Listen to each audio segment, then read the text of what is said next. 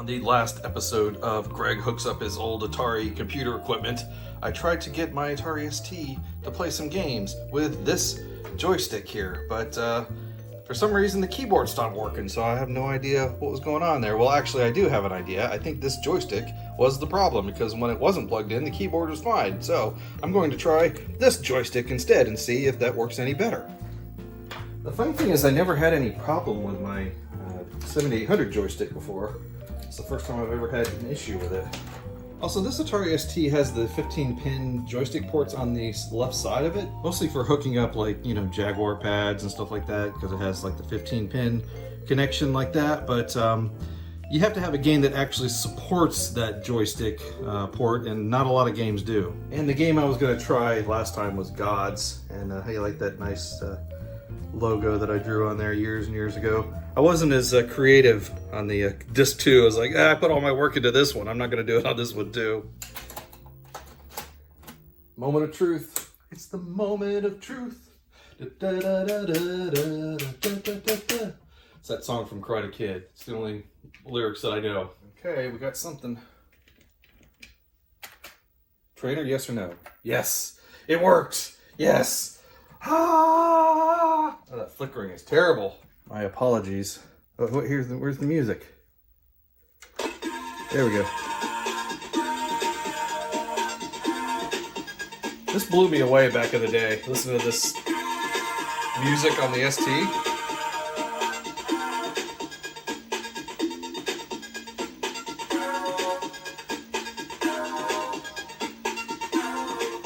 So the flickering is pretty rough. I'll probably switch to an emulator just to kind of show you what the game looks like. It's weird, you can kind of see it like loading there based on the amount of flickering. The graphics in this game just totally blew me away. I mean, Bitmap Brothers really made the best looking games. Of course, the downside of playing any ST game is that they limit it to just one button, which is kind of ridiculous because you can do more than one button on the Atari 8-bit joystick port.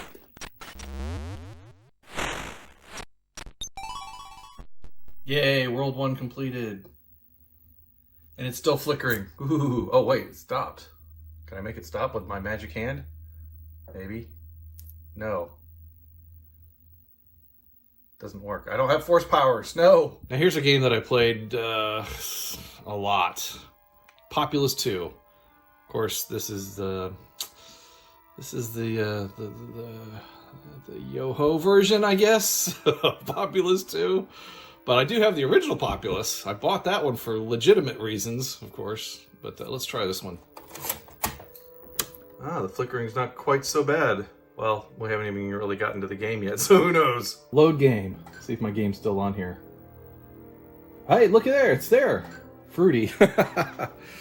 Don't ask me why that's my nickname, I don't know. So you can move around with the keyboard here, up, down, left, and right. And it's a lot faster to do it that way than it is with the Sega Genesis.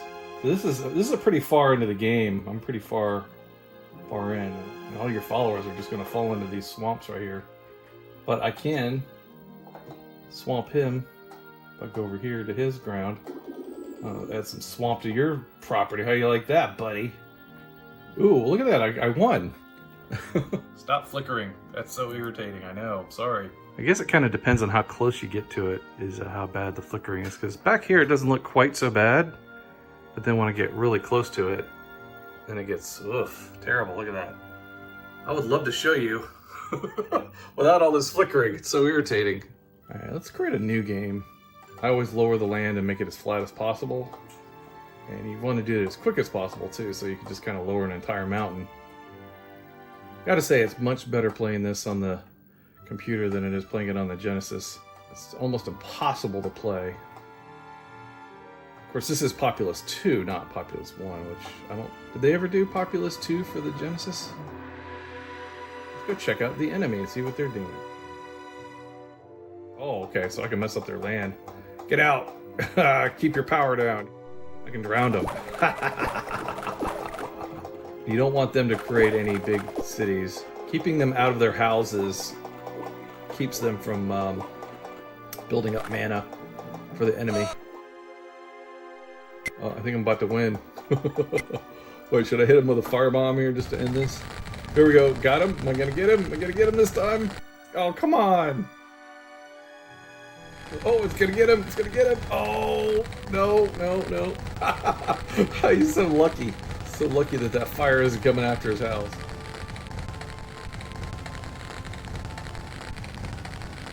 I won. Always thought this was kind of a cool animation. Watching the guy's like hand just kind of go like this. It's like he's got power in his hand.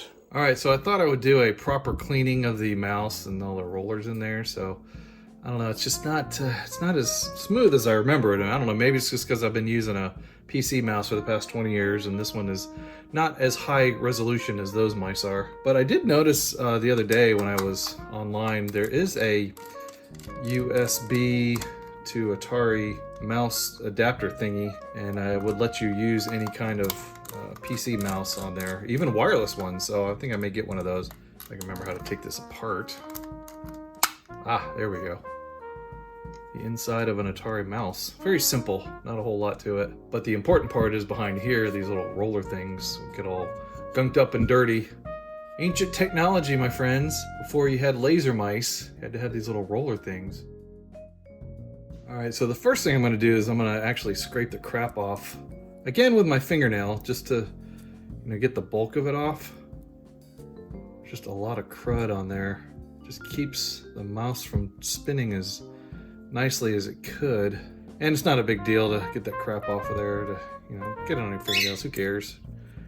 And this one you got to be a little careful of because there's a spring in there that'll just pop out and go flying across the room, and then you're like, where did the spring go? I need the spring! Oh, this whole thing comes out too.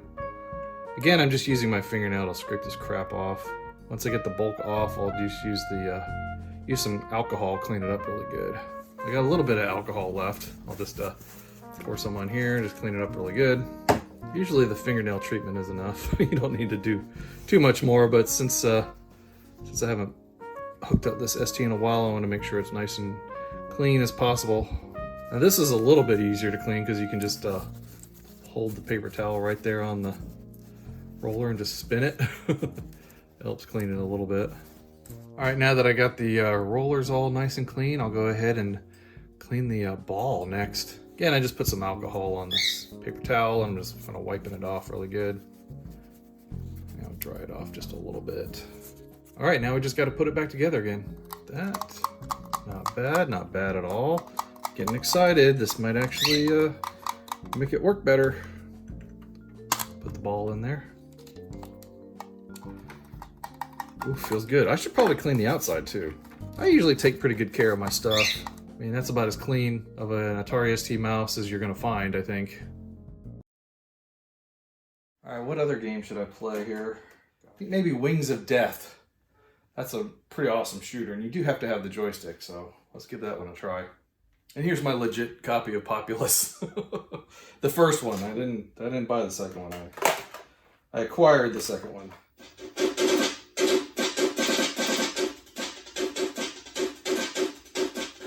You have to read this is funny. I thought that I should not crack this game, not because of the protection is poor or because of the menacing message. In fact, this is simply the best shoot-'em-up game I have ever seen, and the authors should be congratulated for their work. So yeah, so the guy who cracked the game said the game is really, really good, so you shouldn't pirate it. Okay, such a beautiful title screen, huh? It's got a really awesome musical intro as well, so I'm trying to play that for you.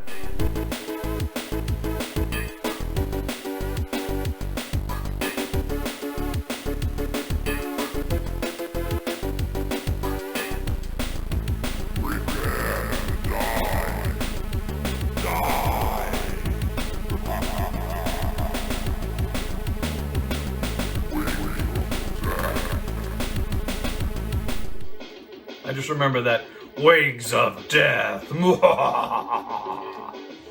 Unfortunately, my 2600 joystick isn't as sensitive as the 7800 joystick. It's not as easy to maneuver with this joystick as it is with the 7800 joystick. It's killing my thumb. Thunderball. Well, there we go. Give me the Thunderballs. Give me the speed. Open the treasure chest. Uh-oh. I don't think I like this guy. He's not as good as the other Thunderballs guy. Oh, I'm in the treasure room. Give me the treasure. No! The key to defeating these guys is not to look at them, is more to look at your ship and the bullets that are coming to it. You just want to avoid those as much as possible. Don't even look at the enemy. Just look at your ship, or in my case, the dragonfly. And just avoid... Oh, come on! Alright, now let's do a little Lamatron. Ooh, we can try the mouse to see how nice and smooth it is now.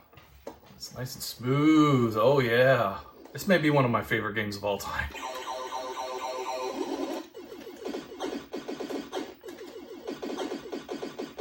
I know, I'm sorry there's a lot of flashing. That's a Llamasoft trademark.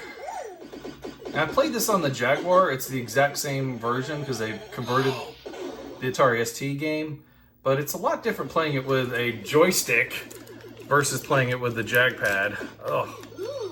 I don't know which one I like better. Probably the Jagpad.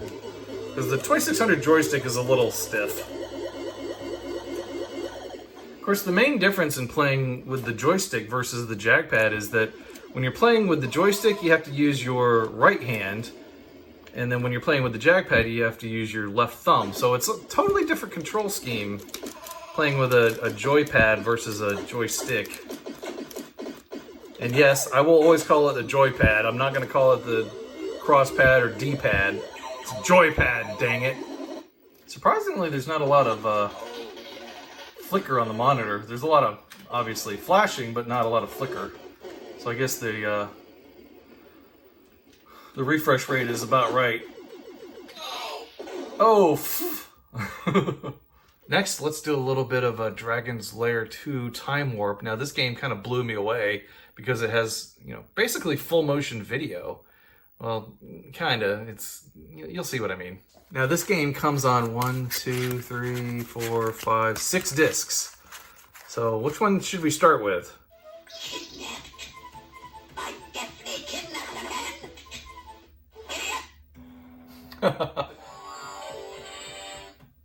See, now they couldn't do like the full laser disc on here, but they can animate the scenes. So it looks just kind of like the arcade, sort of, kind of. Right. Well, that didn't work. I've tried every move and I can't get it to do anything. Nope, nothing works. I've tried every button combination. There's only 5 options, and I've done all of them. That's interesting though. I'm looking through the manual, and apparently I've written down the actual moves that you need to do for each scene. I don't know where I got that information from. I couldn't possibly have gotten anywhere in there. I couldn't even get past that first stage in here.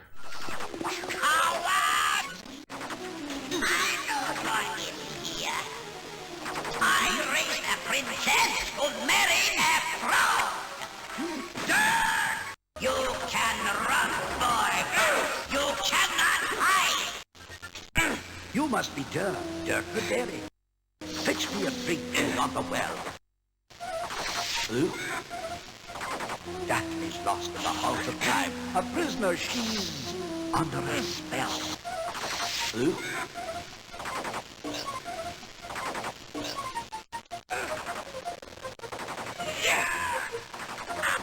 Hasten, lad, hurry. We'll get her back. Defeat the foul wizard. My brother in black.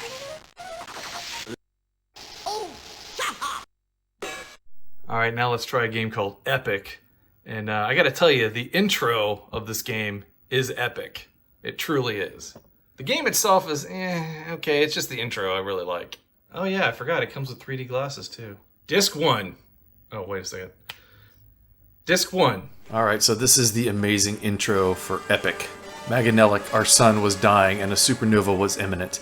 A massive planetary evacuation to the distant planet of Ulysses 7 on the far side of the Rexon Empire commenced. The fleet massed around the moons of Pain, 8,000 ships in all, escorted by the mighty Federation battle fleet. So we set forth across the void of space, on a desperate dash across the heart of the Rexon Empire. Violation of this neutral zone was an act of war and safe passage was denied. The Imperial Rexon fleet was fully mobilized in a vain effort to engage us. With their combined battle force, they outgunned us 4-1.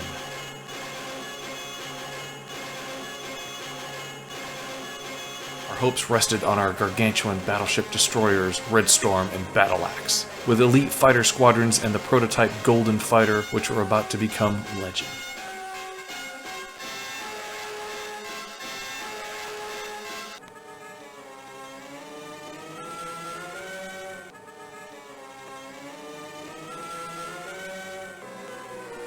So there you have it. There's the epic intro for Epic. How did you like my reading? Let me know down in the comments below. Here we're in the game now. I guess I'm blowing up these mines or whatever. Kind of reminds me of the scene in Battlestar Galactica where they're flying blind trying to get to Carillon. And you're trying to avoid all the stuff. But the controls are very fast, as you can see. Very sensitive. But where's that guy? Hey, get back here. See, it even looks like a Viper. Get back here, Starbuck. I guess that means I'm Apollo. Okay, there goes Starbuck again. Look at him go. Look at him go. Oh, come back here. Oh, he's shooting at me. I bounced off of it and the mine blew up. But yeah, that's basically Epic. I mean, you fly around and shoot stuff. Congratulations, you suck. And now let's play the game that really got me into the Atari ST in the first place, and that's Dungeon Master. Man, I can't tell you how many hours I played this game. I've probably beaten it 4 or 5 times. It's just such an amazing world to be in. Oh yeah, the old FTL swoosh. Okay, let's see. Resume. Put save disk in drive A. Alright, so I wasn't able to find my Dungeon Master disk, so I'm just going to go ahead and format one of these. There was nothing on this one, so I just thought I'd show you what it looks like to format an Atari ST floppy disk. It takes a while, actually. You see the little progress bar. It takes a few minutes. Okay, format complete. This disk has 700,206.016 bytes available to the user. That's basically a 720 kilobytes of memory, which is not a lot in the current day standards. But back then it was huge, let me say. It was huge, especially coming from the Atari 8-bit computer, which basically had no memory at all. All right, this time we're going to go ahead and start a new game.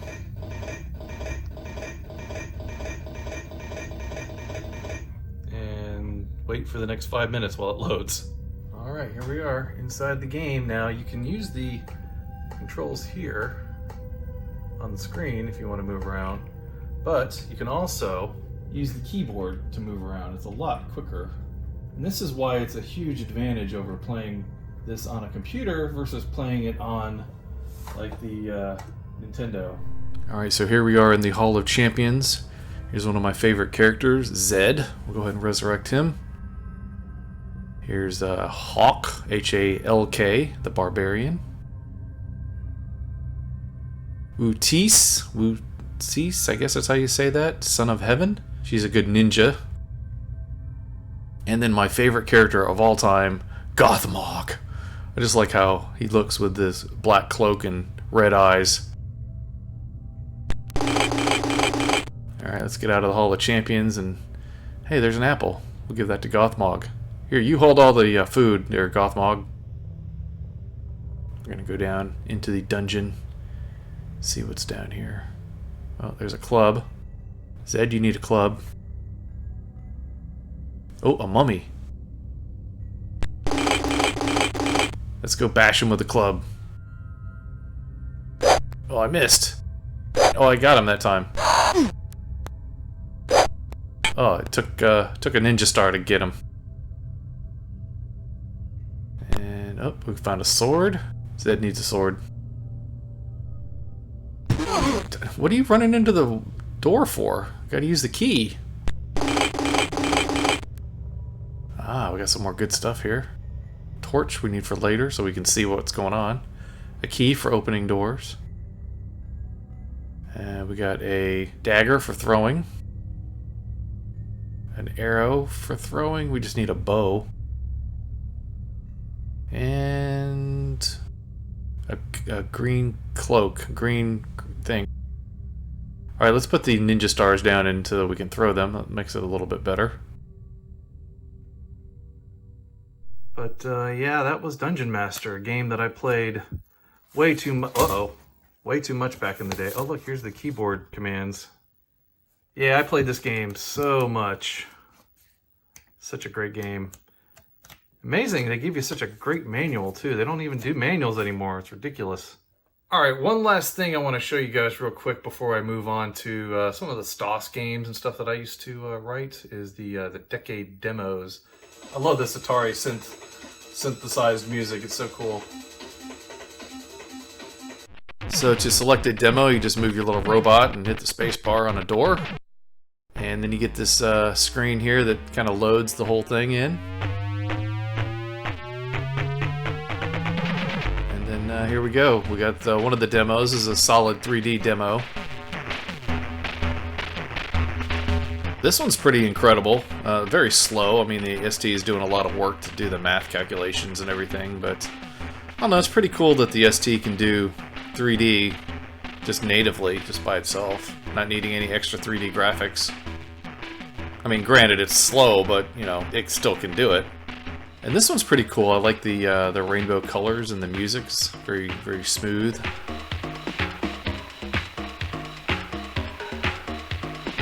Also, the colors are behind the... It's almost like there's multiple layers. It's pretty cool. This one I really like because it's got the 3D wireframe, especially of the spaceship. It's so cool. Doesn't really seem to have too much problem with this. That other demo had an issue with the solid 3D, but wireframes doesn't seem to be a problem at all.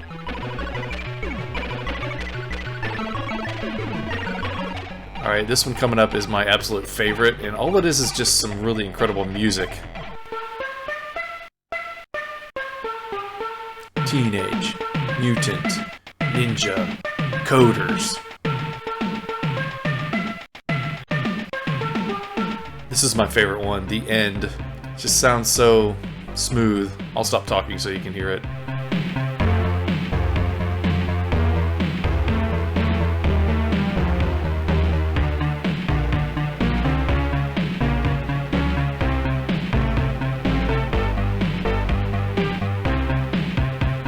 This one's called Cuddly Demos Reset. I feel like these songs are the reason why I love the music from Tempest 2000 so much. I really got into this techno synth music there for a while.